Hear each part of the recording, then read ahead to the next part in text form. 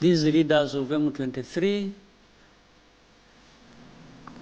and the majority of their fighters came from Uganda, where they had been as refugees who ran away from, or as a result of solving the problem of 2012, 2013, when these people moved to Uganda and others came here. I remember for. Yes, all right. Oli ku Yugi Updates TV kosinzira okuba nga otuwuliriza mbakulisizaayo nnyo gyonna gye mubaddeko gye mututuusaako engalo. Abali emitala w'amayanja mbatumiddeko. Akati akatambi ke tulabye, abamu ku bayeekera b'akabinja ka M23 nga bagenda mu maaso n'okuba nga bawamba ebitundu ebisinga mu Democratic Republic of Congo. Bukyanga batandika kuwamba sofa katugenda myaka 2 tutambuza mwaka gwa 2 nga bayeekera bano bagenda mu maaso n'okuba nga balemedde mu buyinza, era ng'ettundutundu erisinga mu Democratic Republic of Congo kigambibwa nti lifugibwa abayeekera bano aba M23. Kakati amawulire agava mu nkuubo galaga nti nno abayeekera ba M23 bakutte be bandiyise abawambe abakwatibwa mu lutalo olwagenda mu maaso mu Eastern Democratic Republic of Congo abejjera eggwanga erya DRC. Ne bagamba nti nno ffe tetwawamba ggwanga lino kulaba nga tuwamba buyinza, tetwagala kupracticinga impunity, era ne bagenda mu maaso ng'akabonero ak'okulaga nti nno bo tebali ku kyakuvuula ddembe ly'abuntu. Ne bagenda mu maaso ne basalendinga abajaasi abaali bakwatiddwa mu lutalo ab'eggwanga erya DRC ne babawaayo abajaasi abadde bawera 1,000. Kaakati kabadde nga kabonero ka kusoomooza gavumenti ya Kinshasa nti bo basobodde otuukiriza, ne gavumenti yo ekyakutta abasibe abayeekera ba M23 ekyabasibidde mu custody bagenda mu maaso n'okubonaabonyezebwa batulugunyizibwa, ate nga ke kaseera ke kamu gavumenti egenda mu maaso n'okuba nga ebanja okuba nga basiizinga fire n'obutavoola ddembe lya buntu mu ggwanga erya DRC. Nagambye bukyanga basalako abayeekera bano bakawamba ebitundu ebiwerako. Omwo mwe muli Goma, Bukavu, Buvuma n'obutundutundu obulala bungi nnyo bwe bazibawamba. Naye ng'ekigendererwa ki? Ekigendererwa ky'abantu bano tekinategeerekeka, olw'ensonga nti bo bavuddeyo nga bagamba enfunda eziwerako nti bo balwanirira ddembe lyabwe batwalibwe nga bannansi mu ggwanga erya DRC. Kiringa n'olaba Abanyarwanda nga bagenda mu maaso n'okulwanirira okubeera bayindiginansi wano mu ggwanga lyattu Uganda, nti nabo ggwanga eryetongodde wano mu Uganda. Kati n'Abanyarwanda bano abali mu ggwanga, in fact Abanyarwanda bano abali mu ggwanga erya DRC be bagenda mu maaso n'okubeera nga bayingira mu kabinja kano aka M23. Era kigambibwa okuva mu ntandikwa nti akabinja kano kavujjirirwa omunene amanyikiddwa nga Paul Kagame. Era tulabye ebitongole bingi omuli ekya United Nations, omuli ekya East African Committee, omwali ekya South African Development Community, East African Community nga nakyo kigattidde wamu, bizze mu maaso nga birumiriza Paul Kagame nti yagenda mu maaso n'okuba nga ayamba ku bayeekera bano okukola ebikolwa byonna bye bakola mu Democratic Republic of Congo. Era bagenda mu maaso n'okuba nga babanja immediate withdraw saako ceasefire mu Democratic Republic of Congo. Naye ekyo kikyalemye olw'ensonga nti n'abajaasi abayeekera bo bagamba we bateera akalayini kano ke bakutte eyaabwe entamu ejja kubanga ewunzikiddwa. Kati bagenda mu maaso n'okuba nga balwana bwezigingirire okusobola okulaba nga bawamba ku bitundu ebiwerako naddala ebyo eby'obugagga. Waaki wandigambye wabanga Paul Kagame yagenda mu maaso n'okufujjirira amagye gano, ye ne yandibadde Paul Kagame olwedde obuyambi baabo basalako tebakyamufujjirira buyambi. Lwaki abayeekera bano kiki ekibatanula okubanga bagenda maaso n'okubanga bagenda maaso n'olutalo nga terukomekerezebwa facilitation bamujjawa. Ebyo byebibuuzo nno ebiri ku mimwa gy'Abannayuganda. Naye njagala nkubuulire nti bukyanga bayeekera bano aba M23 bawambye ebitundu ebiwerako, ebitundu omuli eby'obugagga. Kati bwe bawamba ebitundu ebirimu eby'obugagga era butawuni obusinga bw'owulira bawambye bulocatingidde ku mineral sites. Ezo ze tawuni sente zibagenda maaso n'okuwamba. Bagenda maaso n'okubanga baziwambira ddala n'ebirombe byonna ebirimu eby'obugagga. Beesibye mu butundu obwo y'ensonga lwaki olaba tebeevacuatinga, tebeexpandinga, beetooloolerawo olw'ensonga nti eno yali mission. Kakati tobasuubira kugwa mu economic crisis olw'ensonga nti nno akasente n'obuyambi babuyina. Ebyobugagga ebisima mu areas ezo ze baawamba bagenda maaso n'okubitunda mu ggwanga erya Rwanda ne mawanga amalala n'eggwanga erya Uganda. Ne basobola okubanga bafuna akasente akabeezaawo era akasente akafujjirirwa amagye gano ne gasobola okubanga gafuggaza omukulembeze w'eggwanga erya DRC Felix Sekidi. Kati ndowooza gwe abadde abuuza era nga wemulugunya nga bikugatta omutwe nti abayeekera bano ensimbi bazijjawa, facilitation bamujjawa, beeteekamu ssente. Era bangi abayeekera balabibwako wano.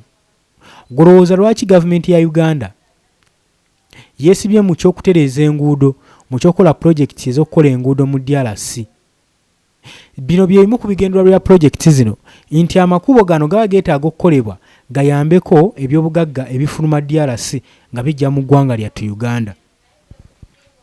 Kati oluvannyuma lwa Amerika okuteekaawo akazito ak'amaanyi, naye ng'akazito kaava lwa ddiiro eno yasayiningibwa Donald Trump ssaako ne Felix Sekidi ssaako ne Paul Kagame ow'e Rwanda.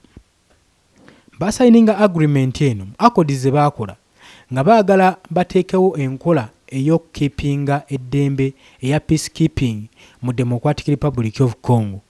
Era Omumerika kye yakola yadeployinga ba investors ssaako nadeployinga ne ba machineries mu Democratic Republic of Congo basobole okulaba nga balwanyisa omuyeekera.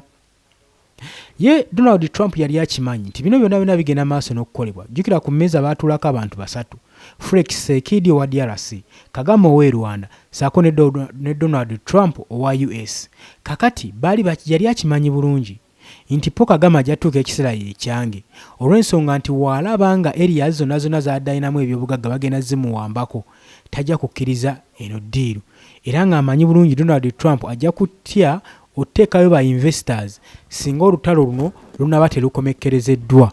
Kati ye endagaano n'agenda mu maaso n'ogikyoboola. Era byonna ebyali mu ndagaano eno eyakolebwa byasambagizibwa Paul Kagame. N'oluvannyuma leeta Amerika yasirika n'asalawo okukola ekikye kye yali alowooza ki ekyaddirira. Tulaba nga Paul Kagame agenda maaso n'okulaajana. Tulaba nga agenda maaso n'okwegayirira seneta ow'eggwanga erya Amerika bamuyambe bamukendeereze ku bibonerezo bye bamukubye. Jjukira bino oluvannyuma lw'okubanga Paul Kagame agenda maaso n'okubanga yeekyanga. Tulaba nga Paul Kagame agenda maaso n'okwegayirira bamukendeereze ku kibonerezo kye baali bamuteereddewo. Jjukira nti nno oluvannyuma lwa Donald Trump okutegeera nti nno Paul Kagame yeekyangidde mu agreement gye bagenda maaso n'okukola, kye yakoze kwe kuteeka ku Rwanda sanctions. Si ku Paul Kagame yekka, amagye eggwanga lyonna erya Rwanda liri sanctioned okutandikira ku President Paul Kagame okutuuka ku magye agakuuma eggwanga erya Rwanda. Era ne batakoma okwo ne banokolayo ne ssekinnoomu ku ba military officers, ku ba high ranking officers nabo ne bagenda mu maaso n'okubeera nga baba sanctioninga. Donald Trump kye yakoze ekiri waasi yagambye nti bano tibagenda kubeera nga baccessinga assets zaabwe zonna bazifiriizinze omuli emirimu gye badde bakola nga ssekinnoomu bonna bajja kuba tebakyasobola ku accessinga system yonna erimu mu America. Tebaakomye okwo ne mu tebaakomye okwo kyokka wabula ne bagenda mu maaso n'okubagoba mu operations ezikolebwa UN nga bagamba nti bantu bagenda kuddamu kusasulwa olw'ensonga nti no America yadde amaze okuba sanctioninga ate nga ssente zabasasula babasasulira mu ddoola. Kati ndowooza olabye Kalumanywera we yavudde. Kakati Paul Kagame yagenze maaso n'okwegayirira seneta ow'eggwanga erya Amerika bamusalireko ku kibonerezo waakiri mwetegefu okufiirwa buli kimu ky'ayina singa banaaba bamusalidde ku kibonerezo. Wandigambye Paul Kagame wabanga abadde alumirizibwa okubanga yabaakinga abayeekera ba M23 ekintu kino yandibadde akifunamu. Bano abasajja kankutegeeze tebakkuta bukkusi naye ng'ebyobugagga bingi bye babba nga ne foreign aids baba tebakyagyetaaga, baba tebakyetaaga buyambi buva mu foreign powers. Naye olw'okuba bakimanyiira ekyokusabiriza n'ekye balina tekibakkusa. Kuba njagala nkutegeeze Paul Kagame ekyandibadde kimwegayiriza omuzungu ng'ate agenda mu maaso n'okubaakinga abayeekera wabanga yabaakinga abayeekera ba M23 bajjuddemu areas ezijjuddemu ebyobugagga omuli cobalt, omuli coltan. Ate ali ku international level ey'ettunzi. Kitegeeza ki? Nti wabanga abaakinga abayeekera bano kitegeeza waliwo ddiiri wakati we n'abayeekera eiza okusharinga bino ebyobugagga. Kitegeeza eggwanga nga lyo erya Rwanda si lyavu olw'ebyobugagga ebiva mu Eastern Democratic Republic of Congo. Kubanga ebyobugagga bingi bibasima eyo byandibadde biyambako Paul Kagame okuddukanya eggwanga kubanga Rwanda nsi ntono yandibadde asobola ogimanejinga. Naye weebuuze lwaki asigala alaajana? Kiki ekiri muno? Kati kino kyanjikutegeeze. Wakati ng'akyebikkiridde nti si yagenda mu maaso n'okubaakinga abayeekera ba M23 Paul Kagame ono golaba abadde afuna obuyambi military aids, abadde afuna equipments okuva mu basajja America, Belgium, Germany. Naye mbu kigambibwa equipments zino zibadde ze zimu kuziyingizibwa mu DRC nga ze zigenda maaso n'okulwanyisa Felix Tshisekedi.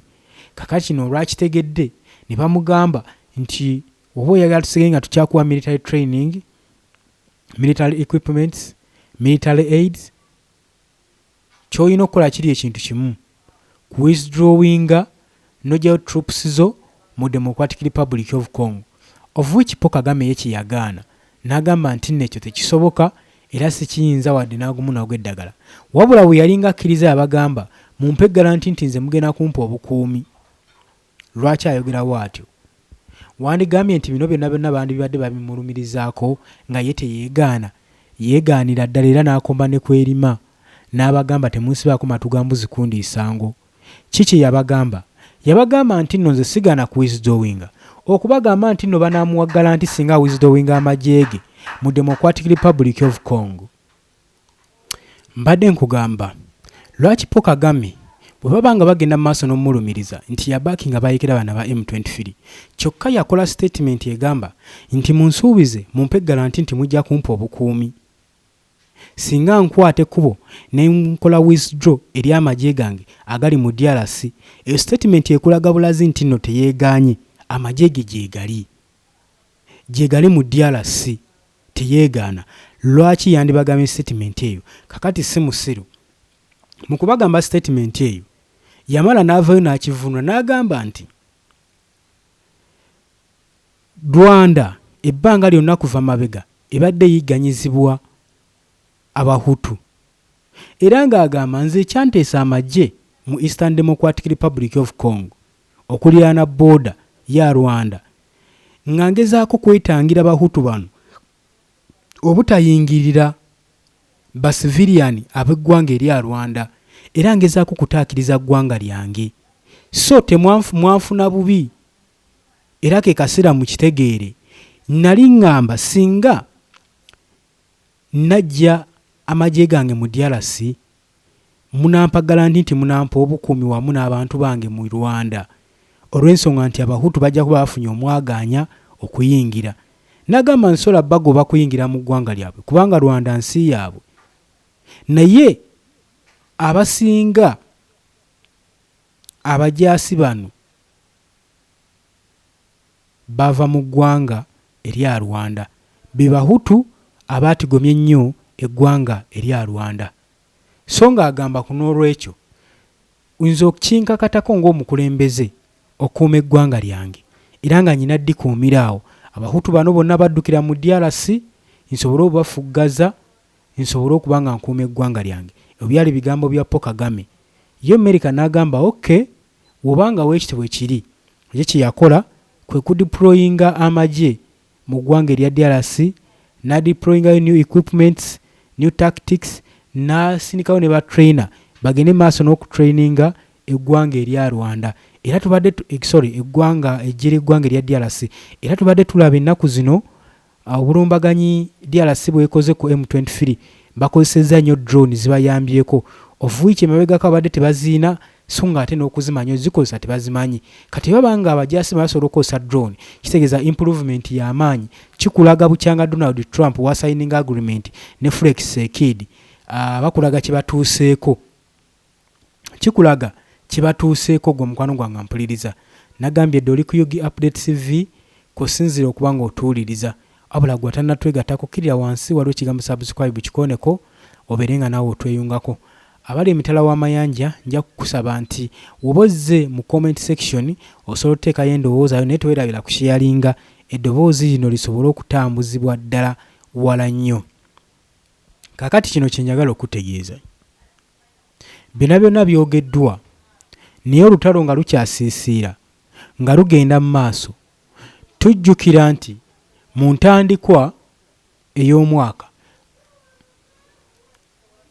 abajaasi bano bawamba ekibuga Goma ne bawamba airport ebiseera ebyo tewali nnyonyi yali ekkirizibwa kubuuka wadde okugwa bawamba buli kimu era bakola buli kimu ekikakasa nti nno eggwanga baliwambye tebakoma okwo sirabangayo buyeekera bulumba ne buyeekera ne bulonda lwa bukulembeze obupya bano balonda ne gavana mu kibuga Goma tebakoma okwo ne bakyusa ne financial system eyali ekola mu kibuga Goma era mu ntandikwa y'omwaka guno bafuddeyo ne beewaana nga balaga obunafu bwa Felix Tshisekedi ne gavumenti ye ey'omu Kinshasa ng'agamba nti emyaka 7 gy'omaze mu buyinza bino baali babigamba Felix Tshisekedi ti emyaka 8 n'omusanvu gy'amaze mu buyinza tasobodde wadde okutuuka ku achievement n'emu abayeekera bano gye batuuseeko basobodde okulaakulanya ebibuga byonna bye bawambye no be providing la security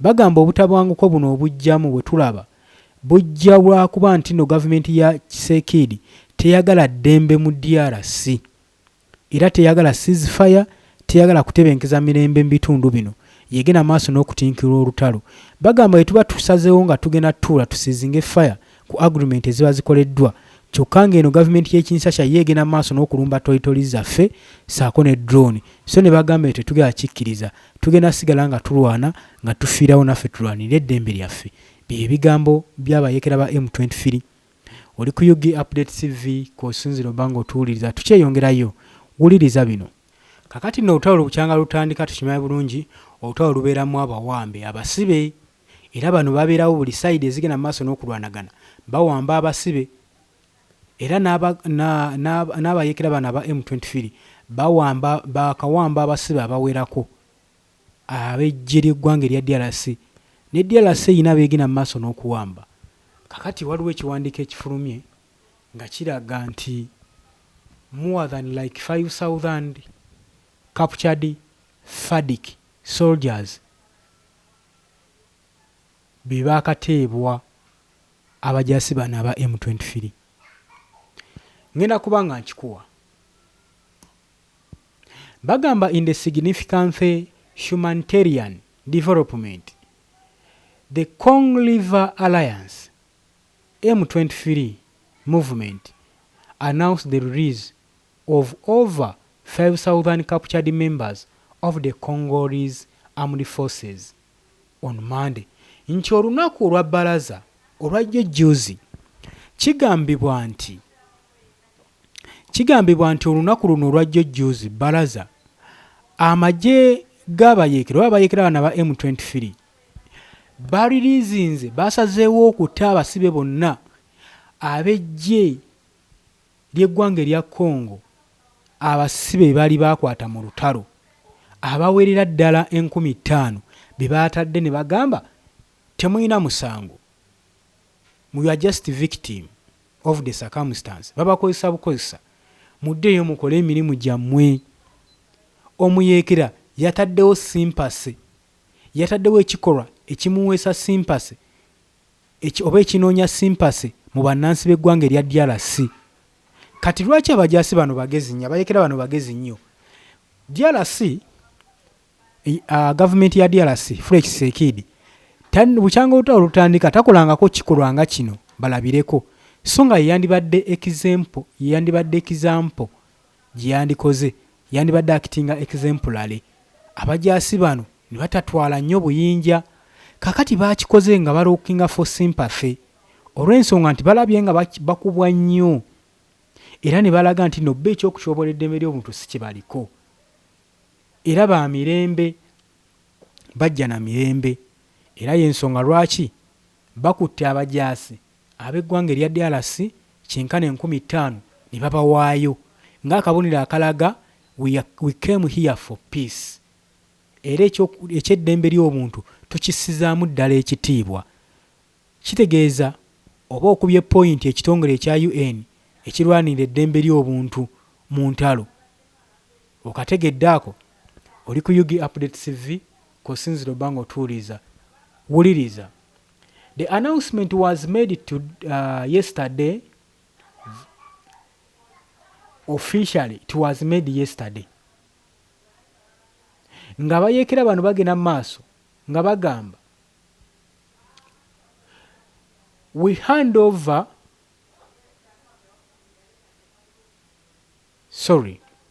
bagamba detailed a handover ceremony that took place at the Lugamabo camp in northern Kivu. The operation was conducted under the supervision of the International Committee of the Red Cross, with the captured personal slater for the repatriation to Kinshasa. Inti we babadde bagenda maaso n'okupostinga ku mukolo gwabwe ogwa Twitter, bagambye nti nno omukolo guno we bakoledde handover bagukoledde mu kamera, era balukoledde mu kitundu ekya Lugamabo camp. Nokyaka camp yali y'amagye eri mu northern Kivu. Era operation eno yabaddeko abagisupervisinze omwabadde omu ku bakiise mu International Committee mu Red Cross ICRC, era n'abantu abagenze maaso n'okukapukyalinga okuva mu Kinshasa. Bino byonna babyogera bagezaako kwewaako obujulizi ku kye baakoze Felix Tshisekedi ky'ataasobola kukola. Kino lowooza kiweesa abayekera credit era kibawo omwaganya okusigala mu bitundu ebya Northern Kivu saako ne Eastern Democratic Republic of Congo. M23 has formed the release as a concrete action in favor of the de-escalation. Bagambye the concrete action. Inti kibeewuunyisiza nnyo abayekera bano aba M23 okulaba nga baliriizinga abasibe. Naye kino ekikolwa kibakoze kibadde kinywevu nnyo ku sayidi yaabwe okusobola okufevaringa escalation eno. Sitting on the committee of the international humanitarian law and existing confidence building measures, kino kibawadde confident saako ne ku international level ng'abantu abalwanirira eddembe ly'obuntu abatatovoola abatatyoboola ddembe na ssemateeka w'abantu okubeera mirembe gyabwe n'eddembe ly'obuntu ne balisaamu ekitiibwa. Bano bayekera ba M23. However, this diplomatic overshared direct with the public via social media was paired with the sharp critique of the central government current trajectory. Nti newankubadde babitambuza ku mikutu emigatta abantu ku social media bonna baagabanye, naye ne central government buno obubaka yabufunye ekikolwa kino yabadde ino kifuna kubanga kyekimu ku bikolwa ebyabadde nga birina okukolebwa osobola ogisoomooza nabo basobole okubanga baliriizinga oba oliawo abayekera abawambibwa bukyanga olutalo lutandika mu Democratic Republic of Congo. The movement accused President Felix Tshisekedi administration of obscenity, claiming that Kinshasa has consistently refused to release M23 members held in the state custody, while simultaneously engaging in the arbitrary detention of individual bases based on their ethnic appearance. Nti kyewuunyisa okubeera nti bagenda maaso n'okulumiriza omukulembeze w'eggwanga lino erya DRC Felix Tshisekedi ne administration ye, ng'era nga bakireiminga nti bo baagaanira ddala okutawadde n'omusibe n'omu ow'akabinja ka M23 wadde memba n'omu, wabula bagenda mu maaso n'okuba nga babakuumira mu custody zaabwe mu state custody, kyokka eno bagenda mu maaso n'okwengeejinga nga babateeka mu detentions, nga babateekamu nga individual mu bases ezaabwe. Byamawulire si mangu, birungi si birungi. Kitegeeza zonna move, omanyi obukulembeze n'obufuzi kubala asinga munne empiki yagenda maaso. Katugende nti bino byonna abayekera bano babikola nga tebalina abagayidinga. Wateekeddwa okubeerayo omuntu agayidinga ensonga zino, wateekeddwa okubaayo omuntu agayidinga ensonga yonna eteebwa ku mmeeza eri abayeekera bano. Wateekeddwa okubaayo omuntu akola ki, abagayidinga ekyokukola, kubanga bali smart mirimu gyabwe, balaga nti omulimu gwe bajjako bagumanyi era n'ekyabaleeta bakimanyi era ne kye bajja okukola bakola ki, bakimanyi bulungi nnyo. Bagamba nti nno there is no anything that happens for nothing, everything happens for good.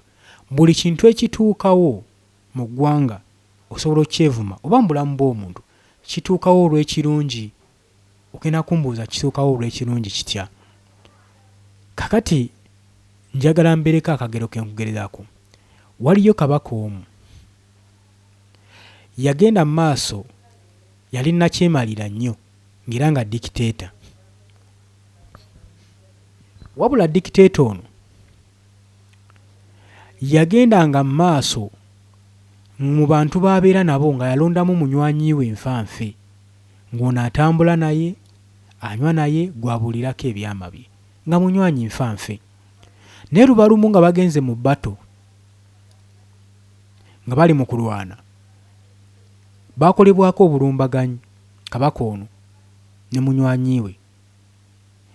Kati munywanyi mu kuwujja ekitala kyakwata olugalo lwa kabaka bwe. Kabaka ne bamutemako ekigalo ekisajja.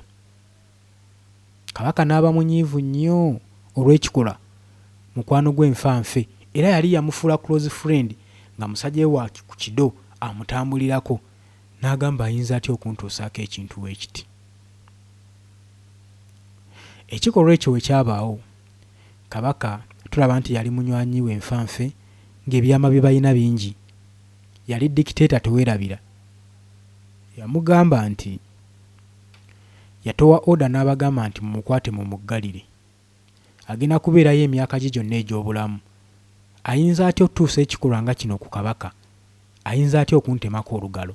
So nga ne mu kulwana omwami ono yali alwana ng'ataasa kabaka we, wabula ekiso ne kiwaba. Kakati ebbanga lyetooloola, omusajja we ono yamudetaininga ali eyo mu basement, bagenda maaso n'okumutuusaako byonna bye baagala. Lumu kabaka yalinamu omuze buli nkomekero y'omwaka okwolekerako mu kibira eyo, nkugenda maaso n'akazannyo kaabwe ak'okuyigga. Wabula ku luno munywanyi we yali amaze omudetaininga, tiyasobola kgenda naye.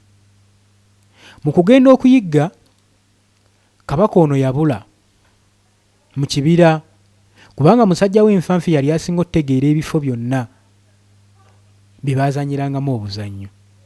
Nejjukira tuni ku mulamu ogugamba nti everything happens for good. Buli kintu kibaawo olw'ekigendererwa. Katwogera ku kabaka omwe yali atemeddwako olugalo ate nga musajja w'enfanfe amutambulira ku kiddo yali akimutemyeko. Kati munnange mu kugenda mu kibira yabula. Kabaka mu kubula gye yasangira abazigu ne bamuwamba. Baali basajja bannono nnyo mu kibira. Ne bagamba nti ketulabye omuntu mu kifo ekyo kitegeeza ebiro byaffe bituuse era kirabika yono omuntu omutuufu okukolwako saddaaka. Era kabaka n'akwatibwa bagende bamukoleko saddaaka. Wabula nga bamutadde ku worota nga bagenda okumusaddaaka kwe kukebera olugalo olwo olusajja nga teruliiko. Abasajja kye babagamba eyo saddaaka ebeera nfu tetuyinza gikkiriza. Era ne bamugamba olula. Ne bamukwasa ebibye n'embalaasi ye ne bamugamba ddayo ewammwe ku butaka. Kabaka waatyo n'asimattuka okufa. Wabula kabaka mu kkomawo omutima gwamuddukira ku musajja we eyali amutemyeko olugalo. Era bwe yatuukira n'agamba gundi aliwa nti mumute. Wabula kabaka gwe baali bamutemyeko olugalo bwe yali asiba musajja we yamugamba nti nkusibye naye era tolina kyonyeze. Musajja n'amugamba munnange buli kintu kigwawo olw'ekirungi. Oyinza okuba onsibye naye nga waliwo ensonga. Kabaka n'agamba nsonga ki? Sirabawo nsonga. N'amusiba. Kati kabaka yali amaze okutegeera ensonga eyali mu kikolwa ekyamukolebwako eky'omutemako olugalo. Era yatuuka n'ajja wa musajja we n'amugamba mumute, n'amwebaza nnyo, n'amukolera n'akabaga, n'amugamba munnange siba kubanga wantemako olugalo luno abasajja bandibadde bansaddaasa sandikomyewo. Kituufu kye waŋŋamba buli kintu kituukawo olw'ekirungi. Buli kintu kibaawo olw'ekigendererwa oba buli kikolwa ekituuka ku muntu. Ebiseera ebisinga tutera kulondamu sayidi mbi yokka naye kubeerako ne sayidi ennungi. Buli kintu ekigwawo kibeerako n'ekirungi kyakyo. N'amugamba nze ekirungi nkirabye tebasobodde kunsaddaaka olw'akagalo ku wantemako. Naye kankubuuze gwe waŋŋamba buli kintu kigwawo olwa kirungi. Gwe bukyanga nkusiba kirungi ki kye wafunyemu? Musajja kyaba amugamba nanti nkyali mulamu saafudde. N'amugamba otya? Singa saakutemako olugalo ne nkusindiikiriza kunsiba mu kifo kyo kye bandikusaddaakiddemu baade bajja kusaddaakamu nze olw'ensonga nali nkutambulirako nga sikuva ku lusegere. Ate nga buli kadde tubeera babiri. Ate nze engalo zange zonna naziina saayinako buvune na bumu. Kitegeeza we